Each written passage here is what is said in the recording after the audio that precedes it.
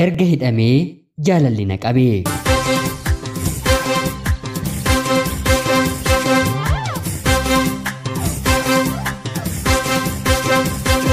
Maqaa maatiin kiyya naaf baasan himachuu dadhabus maqaa jaalalleen kiyya naaf baaseettiin na waamuun garuu Maariyyeen jedhama. Kanan dhaladhee guddadhe Arsii naannoo Asaasaati. Barnoota koos hanga kutaa 5tti baradhe. Haa ta'utii garuu kutaa 5ffaa ergan ga'ee booda dargaggoonni garaagaraa gaaffii jaalalaa naaf dhiyeessuu jalqabanii. Barnoota koollee haalaan hordofuun natti ulfaate. Maatiin kiyyas waan kana naaf hubatanii waggaa tokko barnoota addaan kuteen mana barumsaa gara biraatti jijjiirameen barachuun eegalee. Achis deemeen garuu homaa naaf milkaa'uu hin dandeenye. Haatii fi abbaan koo akka ani heerumuuf otoo hin taane akkan baradhee bakka gaarii ga'uu barbaadu. Shamarree hangafaa waan hin ta'eef ani bakka hin taanetti kufeen yoo hafe obboloota koo kaaniif illee fakkeenya ta'uu waan hin dandeenyeef maatiin kiyya kana sodaatu. Anis heerumuu koorra du'a naaf wayyaa jechama jedhuun fayyadaman ture. Haa ta'uutii garuu barachuuf illee baay'ee natti ulfaatee dargaggoonni naannoo keenyaa gufuu natti ta'anii. Si'a lammataatiifis barnoota koo addaan kuteen maatiin kiyyaa gara biyya alaatti akka na erganiif hin kadhadhe. Haa ta'utii garuu haatii fi abbaan koo tole na dandeenye. Wanta na didaniifis haaloo keessa galeen ganamaaf galgala na ergitanii malee jechuun keessumaayyuu harmee koo baay'eetti rakkisaa. Booddee irrattis mana keessa taa'ee bu'aa ooluun nyaataaf dhugaatii diduun amala of dhawween maatiin kiyyaa dirqiidhaan gara biyya ambaatti akka na erganiin godhe. Booddee irrattis abbaan koo tole naan jedhee piroosesii na jalqabsiisuun paaspoortii baafadheen torbee 2 keessatti viizaan koos naa deebi'e. Rabbis na gargaaree nagaadhaan gara Saawudiitti ni malee. Waggoota muraasas ergan hojjedhee booda gara fuulduraatti bultii ijaarrachuu waan narra jiruuf ammumaa dargaggeessa naaf ta'uu qabachuun qaba jedheen jalqaba irratti ija koo keessa seenee qalbii koo kan boojji'e dhalataa naannoo koo kan ta'e waliin hariiroon eegalee. Jaalallis isarraa na qabee innis anarraa jaalalaan qabamee yaada keenya gara fuulduraatti godhannee qalbii tokkoon obsa waliif kenninee abdiidhaan wal eeggachuu jalqabne.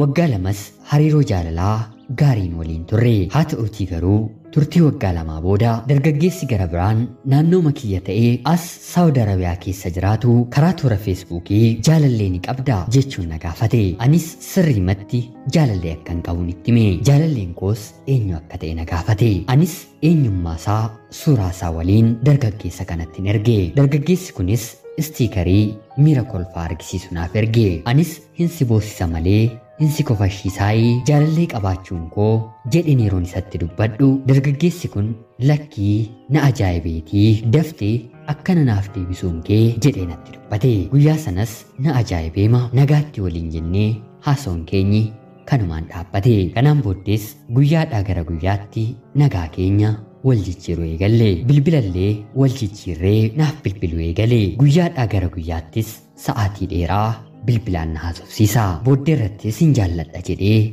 gaaffii jaalalaa naaf dhiyeesse. Haa ta'utii garuu akkuma jalqaba irratti nitti hime jaalallee nan qaban jedheeni. Kanaan booddees na waliin haasa'ee obbolummaan malee miira jaalalaan yoo ta'e taphni keenyi asuma irratti haa dhaabbatu. Nama na jaallatu abdiidhaanis na eeggataa jiru nan qaban jedheeni. Innis tole rakkoon qabu akka obbolaattiyyuu wal jaallannee waliif yaaduunyaa. Haa ta'utii garuu bilbila koo narraa kaasuun dhiisiin naan jedhe. Anis tole jedheen obbolummaadhaan itti fufne. Guyyaadhaa gara guyyaattis sa'aatii dheeraa bilbilaan na haasofsiisu eegale. Yaadota babbareedoo naaf qoodaa gorsa garaagaraan na gorsaa kaayyoo kootiif akkan dhaabbadhu natti himaa gurra koorra ciisuu jalqabe. Jaalallee koo waliin sa'aatii dheeraa haasa'uu koorraa isaaf yeroo kenneen sa'aatii dheeraa yoon kenne baay'ees natti tola. Otoon beekiinis qalbiin koo na jalaa booji'amaa dhufe. Wantan gara fuulduraatti karoorfadhee jiraachuuf yaadullee sammuu koo keessa galee naaf beeka. Jechoonni isaas jajjabinaa fi humna anaaf ta'uu jalqabanii. Akka na jaallatus kallachaan ta'uu baatullee alkallattiidhaan yeroo hundaa natti hima. Dargaggoonni garaagaraa sin jaalladha jedhanii yeroo naaf ergan qoosaa waan natti fakkaatuuf kan isa kanaas amanuun natti ulfaate. Jaalalleen koo inni jalqaba irratti hin jaalladhe madaalliinsaa onnee koo keessaa gadi na jalaa bu'aa dhufe. Anis wanta isa jaalladhuu fi isa rakkisaa jiruuf namummaan natti dhaga'amee dargaggeessa isa dhiibbaan irratti uumaa jiru kana ofirraa fageessuuf jecha bilookkin isa godhe. Haa ta'utii garuu harka kootiin bilookki godheen guyyaa tokko ol buluunfaate. Galgala bilookkisa godheen ganamarraan banaa. Yeroo hedduus irra deddeebiseen gochaa kanarratti raawwadhe. Haa ta'utii garuu innis haaloo keessa galee ifaan ifatti akka baay'ee na jaallatuu fi na waliin jireenya isaa gara fuulduraa jiraachuu akka barbaadu yeroo hundaa natti himaa. Wantoota narraa isa fageessuu danda'an jedhee yaade hundumaas godheen nan dadhabe. Anumaa ofii makootu deebi'ee booji'ama. Booddee irrattis jeeqamuu kiyya erga hubadhee booda jaalallee koo jalqabaa akka narraa fagaatuuf waa'ee isaa wantoota dhaga'aa ture garaattiin qabadhe baaseen ofirraatii isa fageesse.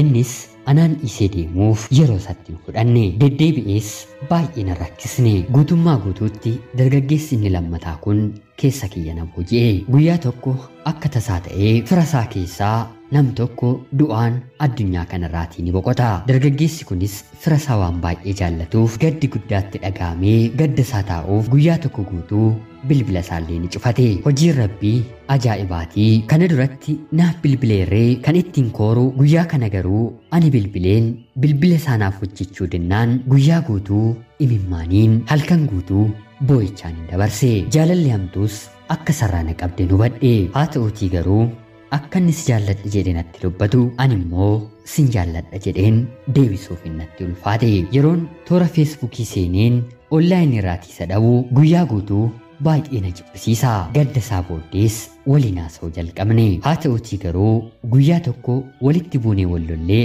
aareen akkuma amala koo bilookkin isa godhe. Haa ta'utii garuu anumtuu obsuu waan hin dandeenyeef gara galgalaa keessa bilookki jalaa isa baaseen si'a baay'ee yeroo inni bilbilu bilbila isaa garuu jalaa kaasuu hin dide. Kanaan otoo hin jiruu ganama barii waraqaa eenyummaa waan hin qabneef poolisiin Saawudii manatti cabsanii hiriyoota isaa waliin qabanii mana hidhaa walii galaa Riyaad Shaamsitti hidhanii. Obboleettiin isaa tokko asuma Saawudii keessa waan jiraattuuf bilbiltee akka inni hidhame natti himte. Naasuun guddaas guyyaa sana na qabe.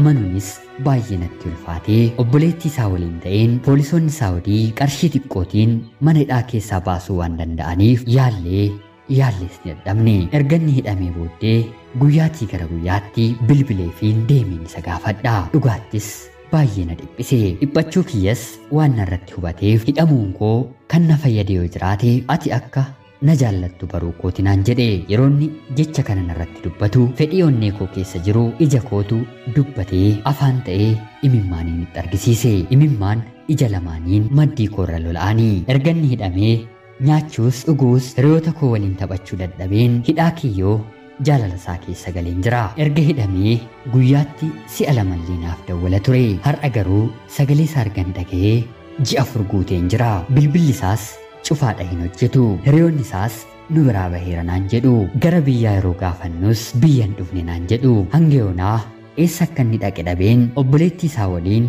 baay'ee dhiphachaa jirra. Ganamaaf galgalas ishee waliin walitti bilbillee wanti haaraa maaltu jira jennee wal gaafanna. Haa ta'utii garuu homaa tokkoyyuu hanga yoonaatti argachuu hin dandeenye. Biyya ormaa keessa teenyee gadduu fi boo'u malees fala gara biraan qabnu. Guyyaa rabbi jedhe bakka dukkanaa mana hidhaa kana keessaa akka inni ba'u abdii qabna. Akka rabbi bakka jiruutii yookaan ammoo mana hidhaa kana keessaa naaf baasuuf kadhannaa keessaniin obboloonni koo naaf yaadadha. Ana jaalallee kee Maariyyee jaalallee koo Abdul Karim H Saudi Arabiyaarraa ulfaadhaa nagaatti galatoomaa.